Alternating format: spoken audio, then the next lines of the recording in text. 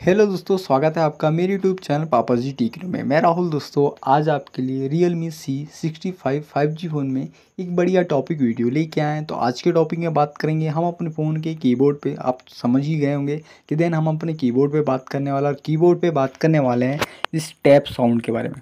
जैसे कि दोस्तों हम अपने फ़ोन में टाइप करते हैं और हमें एक साउंड आता है, तो इस साउंड को हम बंद कैसे करेंगे, तो आज की वीडियो में हम आपको बताएंगे। तो वीडियो बनी रहिएगा। और आप हमारे चैनल पे पहली बार विजिट करें तो प्लीज़ दोस्तों वीडियो को लाइक कीजिएगा एंड चैनल को सब्सक्राइब करना ना भूलिए। तो चलते हैं टॉपिक की ओर।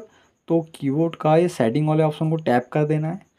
देन उसके बाद यहाँ परमिशन वाले ऑप्शन पे चले जाना है। देन उसके बाद थोड़ा स्क्रॉल करेंगे, यहाँ ऑप्शन शो होगा साउंड ऑन कीबोर्ड वाला। तो सिंपली साउंड ऑन कीबोर्ड वाले ऑप्शन को ऑफ कर देना है। ऑफ करने के बाद हम बैक होएंगे। देन बैक होने के बाद हम देखेंगे कि हमारे जैसे कि देख पा रहे हैं साउंड जा चुका है। तो दोस्तों इसी प्रकार से आप अपने फ़ोन में कीबोर्ड साउंड को बंद कर सकते हैं।